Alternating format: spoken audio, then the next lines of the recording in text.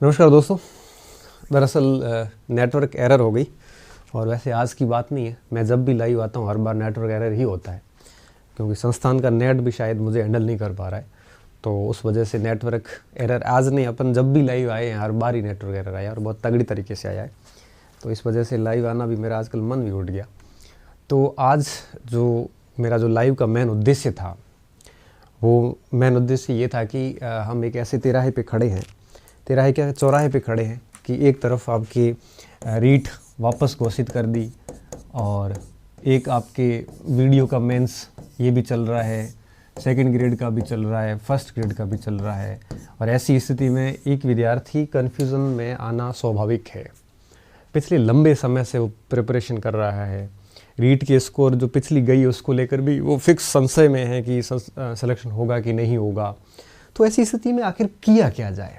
मतलब बच्चे की जो स्थिति है ना, वो बड़ी दयनीय है। मैं खुद देख रहा हूँ, कल से जब से ये रीट नई घोषणा करी है ना, उसके बाद से जितने भी स्टूडेंट मैंने देखे हैं, सारे स्टूडेंट बड़े तनाव में देखे हैं कि सर अब वीडियो का मेरा पेपर ठीक हुआ, उसकी करूँ कि फर्स्ट ग्रेड की करूँ कि सेकंड ग्रेड की करूँ, कि पुराने रीट में भी सर 120, 25, 27, 30 नंबर आ रहे हैं, उसका क्या होगा, उसमें होगा कि नहीं होगा। मतलब इन सारी बातों को लेके इतनी अनसर्टेनिटी बनी हुई है कि स्टूडेंट पढ़ ही नहीं पा रहा है। तो ऐसी स्थिति में मैंने सोचा कि अब, क्योंकि जब संकट में होते और तब अगर हम आपको कोई रास्ता ना दिखाए तो फिर हमारा होना न होना कोई औचित्य नहीं है। एक शिक्षक का सबसे बड़ा कर्तव्य यही होता है कि जब भी आप किसी तनाव में आओ या किसी भंवर में उलझो तो रास्ता बताने का काम हमारा होता है। ठीक है, तो विद्यार्थियों देखिए, मैं मेरे विचार जो है आप तक साझा करना चाहूँगा अभी कि अब आज इस लाइव के माध्यम से हम 3 प्रश्नों के जवाब तलाशेंगे।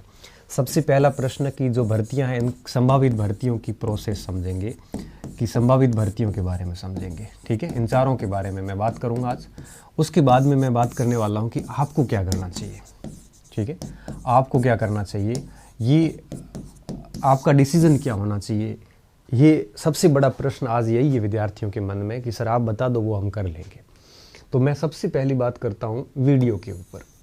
देखो, वीडियो का प्री हो गया है और जो L1 के स्टूडेंट है या फिर जो भी बच्चे वीडियो की प्रिपरेशन करते आ रहे हैं, उनको तो आप वीडियो ही करिए। आप अभी जो BA BEd किए हुए हैं उनको वीडियो के ऊपर मेरे हिसाब से ध्यान नहीं देना चाहिए।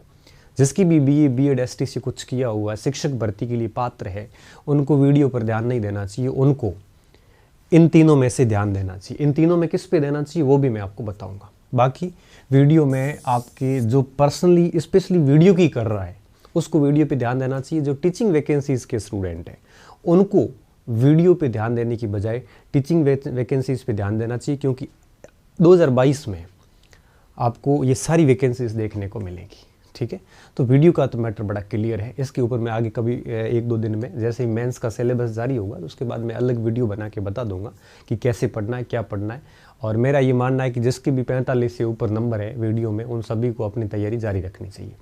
ठीक है, तो अब मैं बताऊँ रीट के ऊपर कि रीट का क्या मैटर है। देखो, रीट की अगर मैं बात करूँ तो मुख्यमंत्री जी ने घोषणा कर दी कल, और अभी देखो ये 9, साढ़े 9 बजे आज के, और कल इसी समय ऐसी घोषणा हुई थी रीट की कि एक नई रीट होगी 20,000 की। ऐसी 20,000, 21,000 ऐसे कुछ पदों की घोषणा करी है इन्होंने।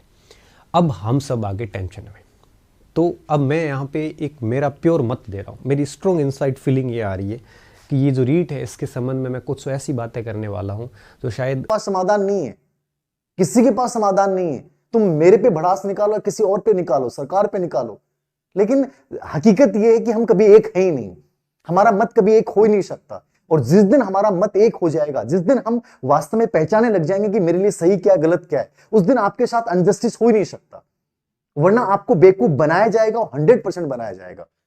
अब मैंने कहा कि 3 चीजें आपके सामने क्लियरली होगी कि रिट नहीं आ गई मतलब सरकार करवाएगी। अब ये हो सकता है कि आगे क्या होता है, 2 एग्जाम्स देना, मुद्दा पहला ये है, पहला मुद्दा मेरा ये होना चाहिए। ठीक है, अब आप लोग कहोगे कि सर रिट पदवर्दी होनी चाहिए, कर लो आंदोलन, अभी कर रहे हो, और कर लो, और ज्ञापन दे दो, देख लो क्या होता है। पॉजिटिवली होता है तो बढ़िया बात है। लेकिन आपको लगता है क्या जिस प्रांत का मुखिया इस बात को ये कह रहा है कि नहीं करना ही नहीं है मुझे, क्या कर रहेंगे बताओ आप? आंदोलन करते रहेंगे हम। आंदोलन करना हमारा अधिकार है, तो मांग उठाइए अपनी। आप कहां तक सफल होते हैं ये तो सरकार पे डिपेंड है, लेकिन सरकार ने गेम तो खेल दिया, आप लोगों में फूट तो डाल दी कि 20,000 का एक गेम खेल के, और ये क्लियरली कर दिया है कि हम सभी को मौका दे रहे हैं, आइए मैदान में, आप जिसमें दम है वो जीत जाएगा 20,000 में। सीधा सा गेम है। सरकार ने अपनी मंशा जाहिर कर दी, याद रखना, सरकार ने अपनी मंशा जाहिर कर दी, याद रखना। अब तुम्हारे ऊपर डिपेंड करता है कि तुम क्या करते हो। अब गहलोत सरकार को गाली निकालो, किसी कोचिंग वाले को गाली निकालो, किसी व्यक्ति विशेष को गाली निकालो, ये तो एक गेम है, बढ़िया तरीके से खेलते रहो, कोई दिक्कत नहीं, अच्छा चीज है।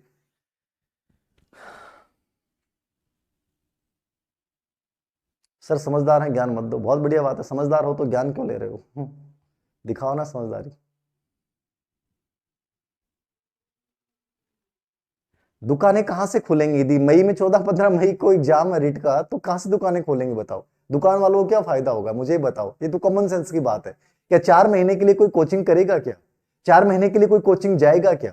क्यों जाएगा? और जा रहा वो बेवकूफ बच्चा है, क्यों जाएगा वो? ये तो तुम्हारी कॉमन सेंस की बात है कि क्यों जाएगा? 4 महीने के लिए रीट की कोचिंग करेगा क्या कोई बच्चा? तो पागलपन जैसी बातें क्यों करते हो तुम लोग?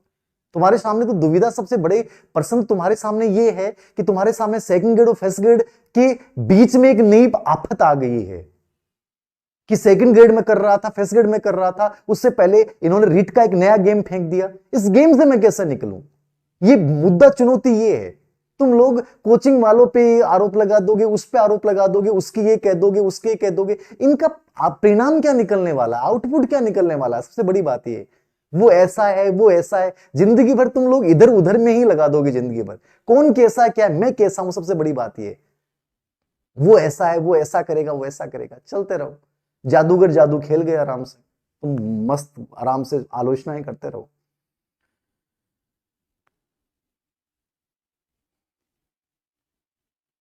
सही कह रहा है, जादूगर जादूगरी कर गया, और हम लोग आपस में लड़ते रहेंगे, हम लोग इन बातों पे ध्यान देते रहेंगे। मैं गंभीर विद्यार्थियों के लिए अंतिम रूप से एक ही बात कहूंगा, ये क्या है, सच है कि झूठ है? ये सच है, हमें पता है, और सच का सामना करना सीखो, याद रखना। प्रॉब्लम्स आपके सामने 3 मैंने बता दी हैं कि मैं उलझ चुका हूं सर, मुझे किसकी करनी चाहिए? मैं एक ही राय दूंगा, जिसकी आप तैयारी कर रहे हैं उसी की कीजिए, ठीक है? और एक सही जायज मांग उठाइए कि ये ऐसा क्यों? 3 चीजें हमारी जिंदगी में एक साथ विरोधाभास के रूप में क्यों? एक चीज क्लियर कीजिए ना आप, पहली भर्ती प्रक्रिया को आपने अभी पूरी हुई नहीं है, उससे पहले आपने एक नया गेम खेल दिया है, ठीक है? क्या उससे पहले सेकंड ग्रेड और फर्स्ट ग्रेड का कोई क्लियर नहीं है? तो इन तीनों के बीच में जो सस्पेंशन मेरे सामने पैदा हो रहा है, उसको कौन दूर करेगा?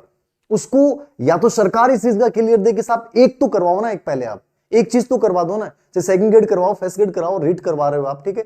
एक तो ढंग से करवाओ ना आप, पहले एक तो हमारे सामने क्लियर होना चाहिए ना, और फिर हम उसके ऊपर ध्यान देंगे साहब मुझे ये करना है, ये नहीं करना है, ठीक है? कोचिंग वाले आपको बुलाते नहीं है, याद रखना। आप कोचिंग की आलोचना कर लो, किसी आलोचना कर लो, कोचिंग वाला कभी नहीं बुलाता आपको। आप जाते क्यों? मैं हमेशा इस चीज के लिए बोलता हूं, सेल्फ स्टडी से बेटर कोई सिलेक्शन नहीं होता। जितने भी इंटरव्यूज मैंने शेयर किए हैं, पहली बात मैंने बोली, सेल्फ स्टडी से बेटर कुछ होता ही नहीं है। अब तुम कोचिंग वालों के ऊपर आरोप प्रत्यारोप करो, कोचिंग का विरोध करो ना, तुम्हारे अंदर दम होना चाहिए।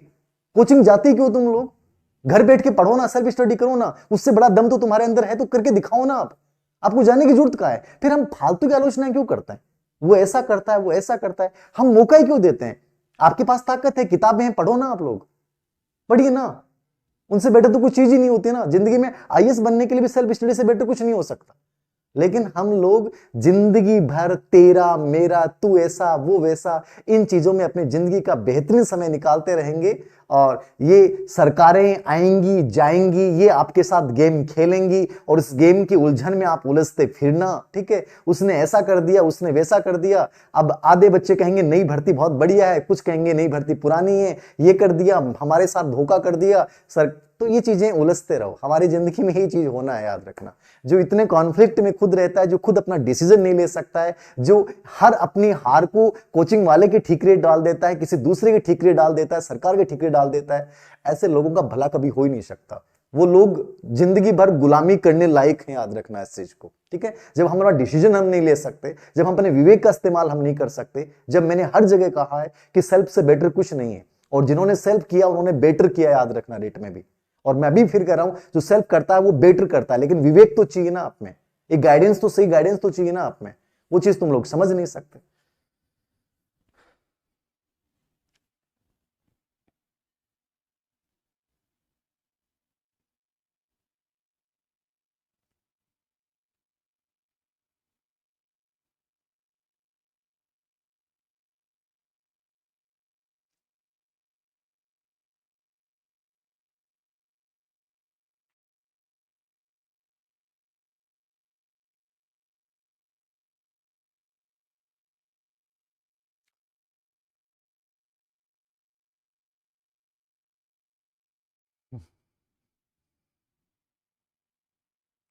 अब देखिए फ्रस्ट्रेशन है कंप्लीटली, मैं जो कमेंट्स बच्चों के देख रहा हूं, दुकानें खोल दी, फ्रस्ट्रेशन कंप्लीटली हम लोगों के अंदर यही है कि जिंदगी में हम लोग इतने कुंठित हो चुके हैं कि हमें हर चीज, जिंदगी में हर चीज के ऊपर यूं लगता है कि ऐसा क्यों हुआ, तो कहीं ना कहीं फ्रस्ट्रेशन निकलेगा। तो आप निकालिए इस फ्रस्ट्रेशन को, ये सही रहता है मानसिक स्वास्थ्य के लिए, तो इसको करिए और इन्हीं में उलझते रहिए इन चीजों में। और सरकारें भी ऐसी चाहती हैं कि आपको इतना व्यस्त रखना है कि तुम लोग सोच भी नहीं पाओ नई चीजें, ठीक है ना। तो सरकार एकदम जो कर रही है ना, वो एकदम सही कर रही है, क्योंकि हमने कभी सही मांगे उठाई नहीं है, ठीक है। और सही मांगों के